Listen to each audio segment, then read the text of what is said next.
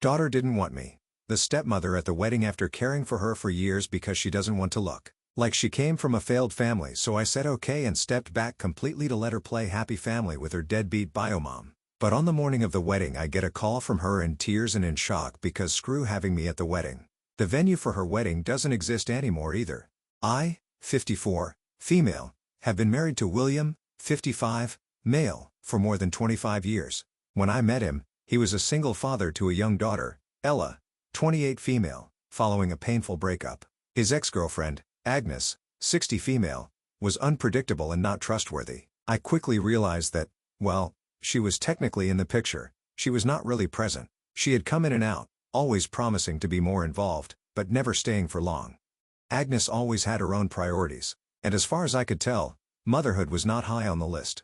From the beginning, I knew I would be stepping into a big role in his daughter's life. Ella was young, just starting kindergarten and clearly needed guidance and support. I took on the job wholeheartedly over the years and I tried to give her everything she could need from a mother figure: stability, love, and everything she needed. I was not trying to replace her mother, but I did want to be there for her in ways Agnes just was not. I was the one who showed up to her school plays, planned her birthday parties, stayed up late helping with her homework, and took care of her when she was sick. Even as a young girl, Ella understood her mother was unreliable, though she desperately wanted to see her. Agnes would swoop in every now and then with lavish gifts or promises, but they always came with strings attached or ended in broken promises. I watched her get hurt time and time again, and it was me who was left to pick up the pieces. I never said anything bad about Agnes. I knew how important it was for her daughter to have that relationship, so I would listen patiently as she tried to make sense of her mom's actions. I was so proud when Ella graduated from high school. I felt like I had made a difference, that my consistent presence had helped her grow into the strong, kind, young woman she is today. But when she left for college, I noticed a change. She began spending more time with her mother as if on an attempt to make up for lost time. I tried not to take things personally. I thought maybe she just wanted a connection with her biological mother and needed some distance from me. But it was difficult not to feel pushed aside. It was more than just physical distance, it was also emotional. She began to pull away, keeping me at arm's length in a painfully obvious manner. Then she got engaged. I was thrilled for her and excited to be part of the planning process and help her out with whatever she needed. I imagined us shopping for dresses, picking out flowers and planning all the little details together. But early on, I sensed that something was off. She was not involving me in the planning. My suggestions and offers to help were brushed off or ignored. I convinced myself that she was just busy and that brides often get stressed and overwhelmed, but I could not shake the feeling that something was wrong. One afternoon, she sat me down and told me that she did not want me at the wedding. She said she wanted her wedding day to feel like a family affair. And by family, she meant her biological parents, her father and her mother, Agnes. She explained that she did not want me there because she did not want her guests to see her as coming from a failed family. In her eyes, my presence at the wedding would remind everyone of her parents' breakup, a memory she wanted to erase on that day. She wanted her biological parents by her side so that she could pretend, if only for a few hours, that they had been a happy family all along. I was stunned, completely blindsided. I did not even know what to say. I had been there for her for years, through everything, and now she wanted to act as if I had not been part of her life, as if I had not been the one who loved her and raised her. William was really upset when he found out that his daughter did not want me at the wedding. To him, it felt like a total slap in the face, not just to me, but to all the effort we put into giving her a stable and loving home. He could not wrap his head around how she could just toss me aside for the sake of appearances, especially after everything I had done for her. He was ready to confront her, wanting to defend me, but when I told him I did not want to cause any drama and preferred to step back and respect her choice, he hesitantly went along with it. Even though he was furious, he backed my decision. He said he got that I wanted to keep things calm, but I could tell he was growing more resentful as the weeks went by. William and his daughter had already started to drift apart when she went off to college and began reconnecting with her mom.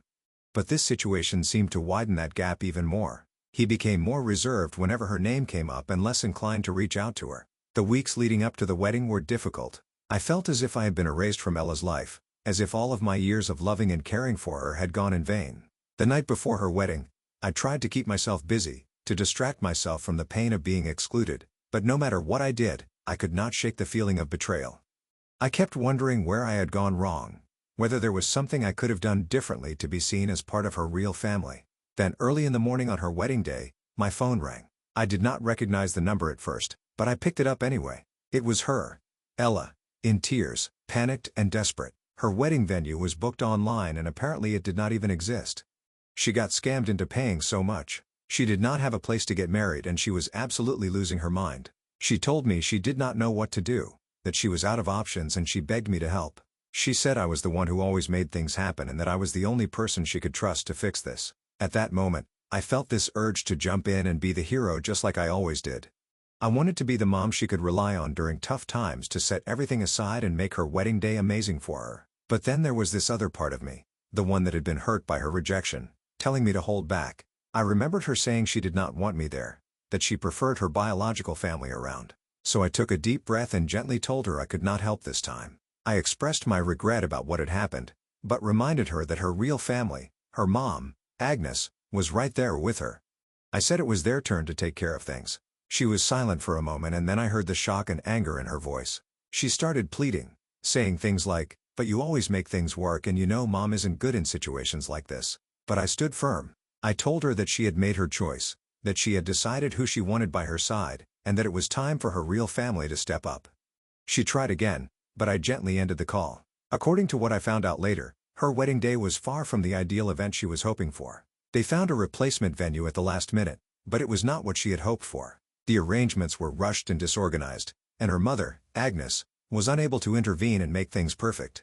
By the end of the night, the wedding had devolved into a chaotic and disappointing affair, far from the fairy tale event she was hoping for. After the wedding, she was furious with me. She told family members that I had abandoned her on her wedding day and that I could have saved the situation but chose not to. She claimed I was being vindictive and selfish, that I let my hurt feelings ruin her special day. Some relatives took her side while others said she had brought it on herself by excluding me in the first place. It has been a few months and I'm still trying to wrap my head around everything. Sometimes I question if I made the wrong choice, if I should have just set aside my pride and stepped in to help her. Maybe I was being a bit petty as her stepmom. Maybe I should have prioritized her happiness over my own hurt. But then again, I also feel like I did the right thing by letting her deal with the fallout of her actions. I spent years trying to be a mom to her, loving her without conditions, only for her to shut me out whenever it suited her. I cannot just be her real family when she needs something from me. So, AITA, for stepping back completely and letting her handle her wedding chaos after she made it clear she did not want me at her wedding? Hi! It has been 6 months since I last posted about my stepdaughter Ella, and I thought I should give everyone an update. A lot has happened in that time and honestly I'm still trying to process everything. I want to start by saying that I have read all of your comments, and I appreciate the support, the advice, and even the criticism. It has been a lot to think about, but it has also given me perspective. The biggest change since my last post is that Ella and I have not spoken in over 2 months. Neither has she spoken to William, her father. Things have been tense, and I feel like the emotional fallout has been harder on all of us than I ever expected. I will be honest, I do not know if I made the right decision, but I also know that I had to do what I felt was best for me at the time. It has not been easy, but I think I have started to understand the bigger picture at least. I'm starting to get a clearer view of what went wrong. One of the things I never fully explained was the history between William and Agnes after reading all the questions about it. I think it is important to give some background. When William and Agnes were together, their relationship was toxic from the very start. I have heard bits and pieces from William over the years, but I have pieced it together in a way that makes sense now. Agnes was never really committed to being a mother.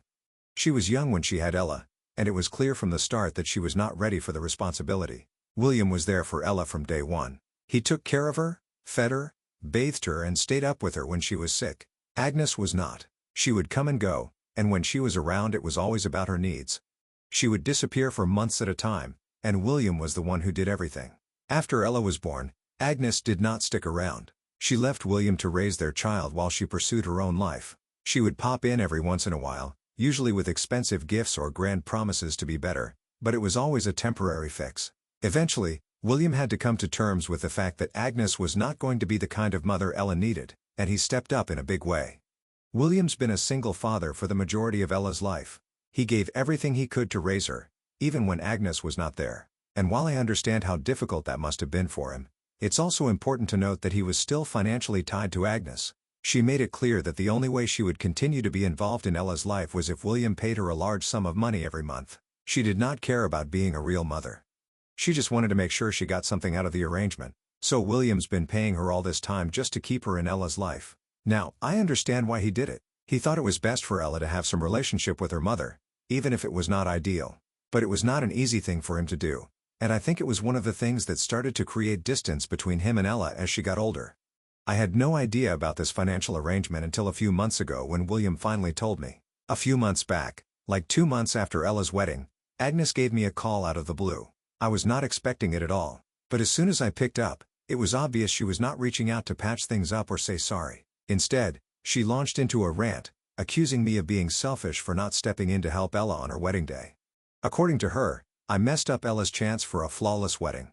She insisted I should have put my pride aside and dealt with the venue mess even though it was Ella who had left me out of everything from the start. I was totally at a loss for words.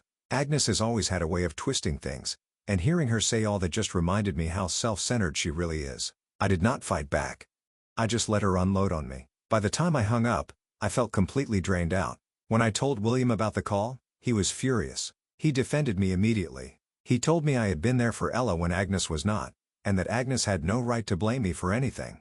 William was so angry that he finally decided to tell Ella the truth about why Agnes was even involved in her life to begin with. He told Ella that he had been paying Agnes a large monthly sum just to keep her around, that Agnes would not be involved with Ella at all if not for the money. William said he kept it a secret from Ella all these years because he did not want to hurt her, but after everything that had happened with the wedding, he thought she needed to know the truth. The conversation that followed was not easy.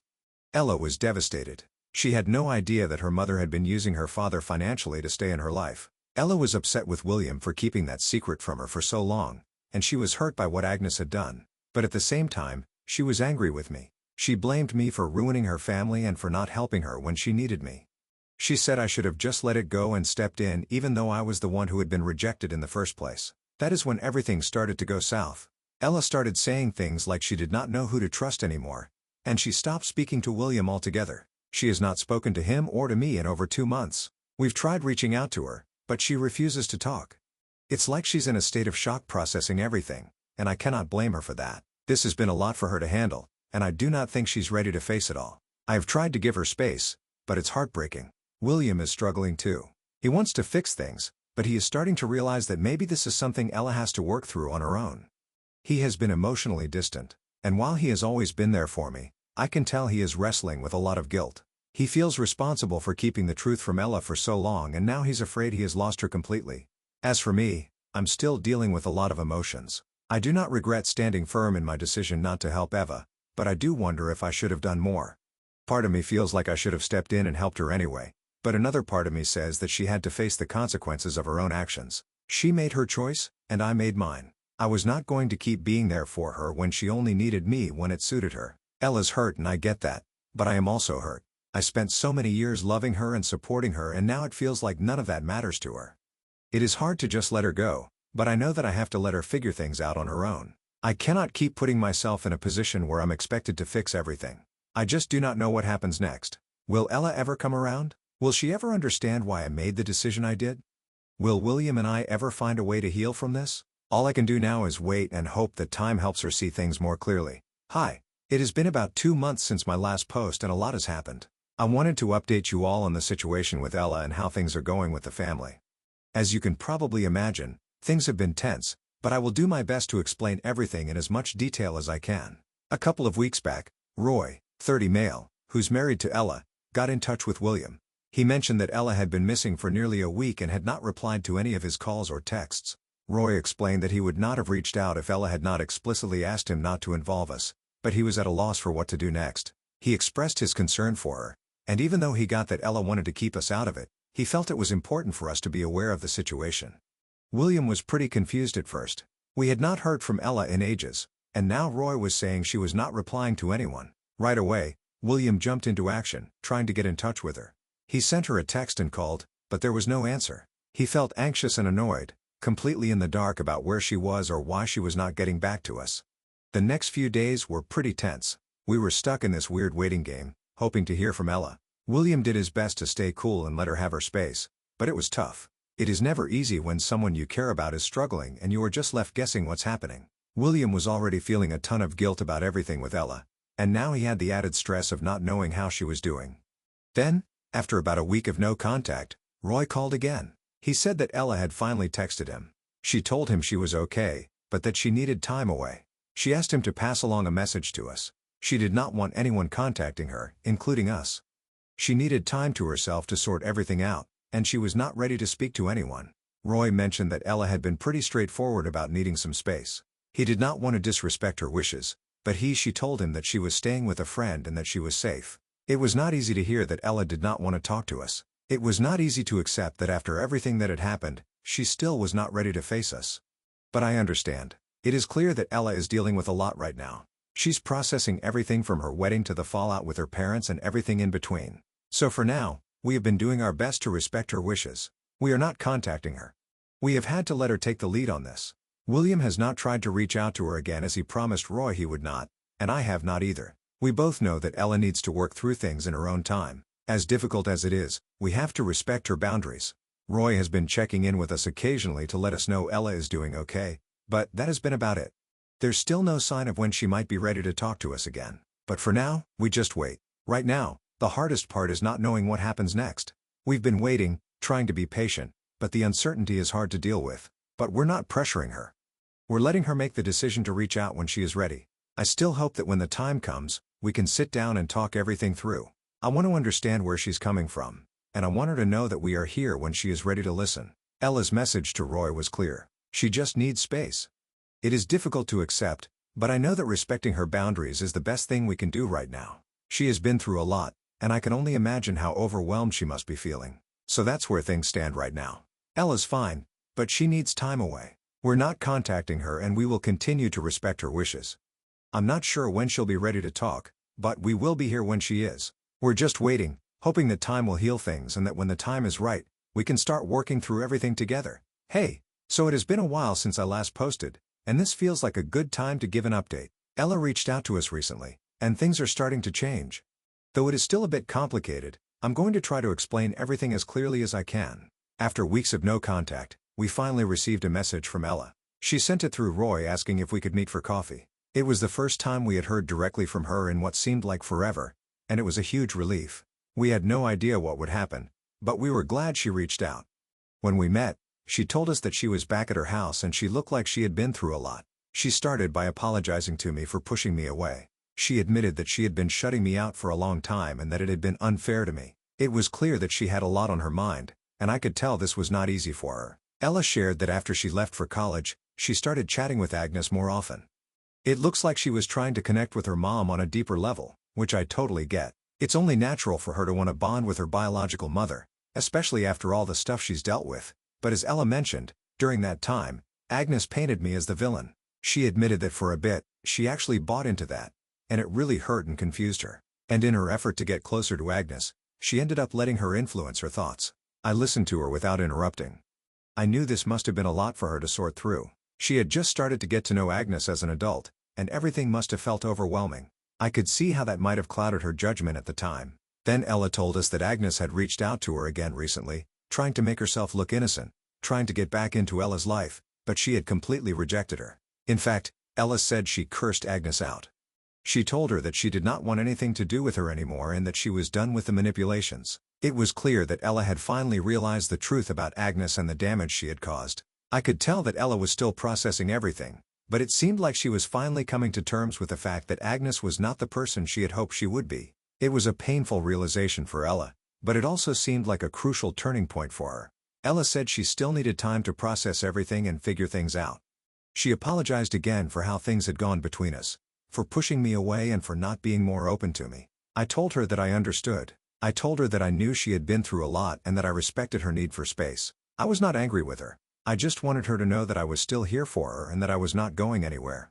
Ella also said she was not quite ready to jump back into anything right now. She explained that while she was sorting through her feelings, she wanted to take it easy and allow herself some time. She made sure that we knew she was not shutting us out entirely, but she needed a bit more space to figure out what she wanted from her relationship, including with me, William, and everyone else. I totally respected her choice. Given everything that went down, I got why she needed some time.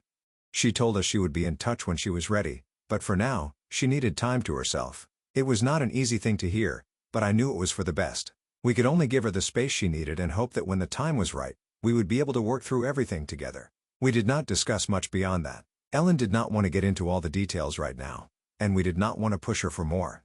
The most important thing was that she reached out to us, that she acknowledged the things that had gone wrong, and that she was taking steps to fix them. It is still hard to say what the future holds. I do not know when Ella will be ready to talk again, but I am doing my best to respect her boundaries. I want to be there for her when she's ready, but I also know that she needs to make that decision on her own. I do not want to rush her. I just want her to feel comfortable coming back to us when she's ready. This is where we are right now. Ella is back at her house, and she's doing okay, and she's taking time for herself. We are respecting her wishes, and I hope that in the future, we will be able to talk through everything. For now, we wait. Hey, everyone, it has been a bit since my last update, so I wanted to share how things are going with Ella. Things have really improved, and we are in a good place now. The good news is that Ella's doing well. After some time of not speaking, we have started talking again, and things are slowly improving. We are in a much better place than before, and it feels like we are starting to get back to a healthier dynamic. Ella reached out to us a few weeks ago, and we have had a chance to meet up a couple of times. We've been talking more regularly now, and it feels like we're making progress. I'm really happy we're back in touch and working on our relationship even though it is not all sorted out yet. Ella seems to be doing well, and we are both giving her the space she needs to figure things out. Overall, I feel like we are making progress. This is all for now. Things are looking up, and I am feeling optimistic about the future. I appreciate all of your support.